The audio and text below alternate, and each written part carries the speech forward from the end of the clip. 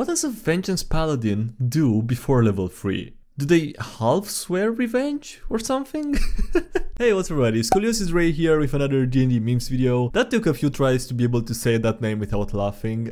Anyway, how are you guys doing? Hope you're having a wonderful day today. Before jumping into the video, I just want to quickly remind you if you want to consider smashing the like video on the button now, because it only takes a moment and it helps me out a lot. So if you want to do that, thank you so much. And yeah, with that being said, I hope you enjoyed the video. If only I could apply my D&D skills in the real world. Or in the outside world, whatever, same thing, right? When the DM calls you a real-life bard due to your charisma at the table, but you only vibe so well because they are just as weird as you. What? This seems so unnecessarily mean towards the DM, unless I feel like maybe I'm misinterpreting the meme for some reason, but it just seems really mean for no reason towards the DM. Are you a horsepower or a hit points person? You can tell a lot about a person from if they read HP as horsepower or as hit points. I mean, the way you're gonna read it depends on the context, right? Doesn't it? I mean, I guess you do default to one option when you see HP with no context. You probably do think of one of the two, so that's a good idea for a YouTube poll. You might have seen it because I might have already posted it while recording. Struggles of playing a Monster Race PC. Tonight, on the Kitsune News channel, Stone Cold crazed teens. The dangerous new trend among teenage Gorgon and Basilisk girls. Taking selfies in front of mirrors. Are liberal tech companies putting your children in danger? Coming up next. Matter of perspective. Jesus Christ, this is bad. This is so bad. What the DM describes and what the party sees. Jesus Christ, man. God is definitely not in heaven right now, and all is definitely not good in the world, man. Come on. Frantically makes a new character. Alright, another character idea to add to the list. D&D character who's descriptively human but uses dragonborn mechanical traits because they were adopted by dragon parents, and it turns out that the ability to breathe fire is culturally transmitted. Okay, obviously first of all the DM would need to agree to this, but I'm just imagining how hilarious it would be to have a human that the DM would expect it, but for the rest of the party to suddenly start breathing fire. Common mistake. The first time DM and the first time DM's carefully crafted campaign. The veteran DM. You know, they're not going to do any of that. Basically, you just have two options most of the time, right? You either play the game that the party wants to play, or you know, ignore whatever they say. I've seen this happen. You just ignore what they say and you do as you wish because you're the DM, so you can take the story wherever you want. Life after death for evil people. If your alignment doesn't say good or neutral on it, you're automatically drafted into the Blood War. That sounds really menacing and I don't think I want to find out more. I don't want to save the world. I want to comment petty theft. Commit? Probably commit, right? Well, that's when the level 20 shopkeeper stops you from... Was this guy level 20 before I made him my murder hobo rogue? Well, no. It's just the only way that I can keep you and all your crazy friends from killing and robbing everything that you come across. Jesse, we want to kill and rob everything we come across. If you want to play a game with heroes in it, go and get some players that want to do that. But until then, I throw a lit lantern at the straw roof. Well, this is absolutely horrible. I feel like it's just getting worse. I feel like it's just getting worse. I don't know. If the level 20 shopkeep behaved anything like my players, I am indeed very powerful, and it would be my dream to slay the Dark Lord. But on an adventure in the Astral Sea, I told the Celestial to goblin these nuts, and I was cursed with a lifetime of mundane shopkeeping. That is extremely optimistic though, to think that a player like that would get to level 20 before getting, you know, cursed for life. Maybe he turned... I don't know, maybe he turned 20 after he started shopkeeping somehow, but I don't really see that. This went on for 2 minutes. Barbarian hitting on the handsome, oddly quiet Furbolg, and me silently waiting for the DM to reveal my new PC. Jesus Christ, that has to be so awkward. I don't know if it's more awkward during the interaction with the Furbolg or after the reveal, but that has to be awkward as hell. I mean, Jesus Christ, the DM letting that go on for 2 minutes. Currently at 270 health points at level 14 thanks to this epic reward. Max Con Barbarian reacting to Boon of Fortitude that increases your hit points maximum by 40. He's so basic. I love him. And also the DM trying out non-item rewards.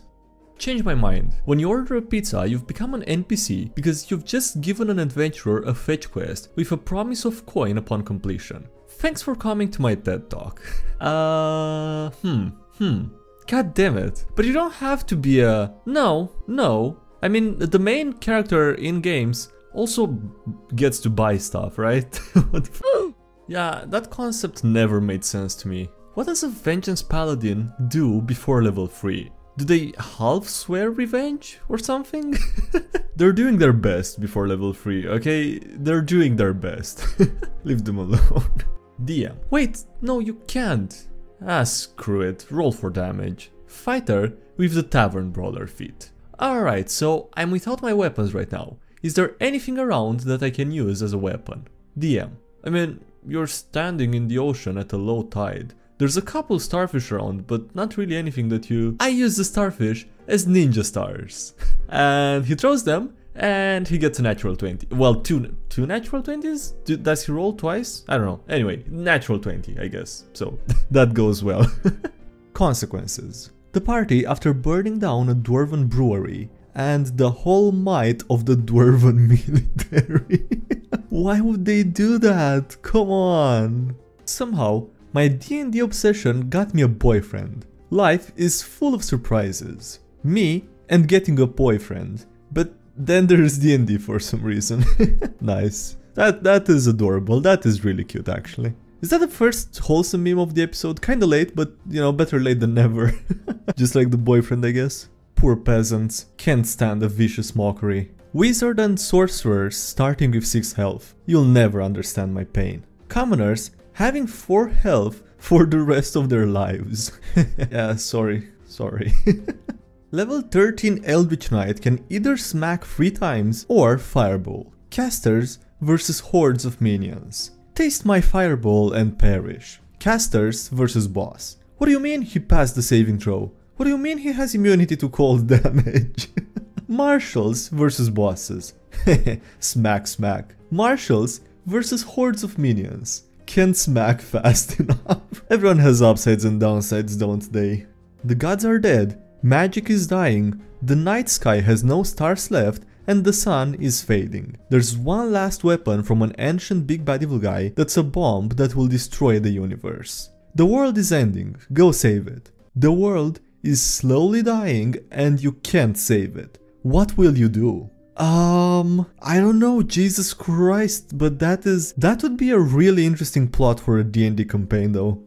Hex versus square. Let me get this straight. You think hex grids are superior to square grids? I do, and I'm tired of pretending they're not. Who can relate? All of my campaigns are set in the same world, but that's because it's a kitchen sink world where I just put in whatever societies and environments I want without evaluating how they would affect each other. I'm sure nobody minds that. I mean, you can also just always add those later, right? Just postpone them indefinitely. Just because the high-level NPC is chilling and running a shop, it doesn't mean that there can't be a reasonable reason. High level and just wanted to run a tea shop in peace. Both are good. On the one hand, and on the other hand, terrifying monstrous runs. Are both good, really? Are really both good? I don't know. The worst of us. Jerry, welcome to the horrible D&D player club, noobs. Tell us about yourselves. Mike, I go on 1-hour solo missions every session. Jake, I just play to disrupt and bog down the campaign. Bob, I touch other people's dice to steal their luck.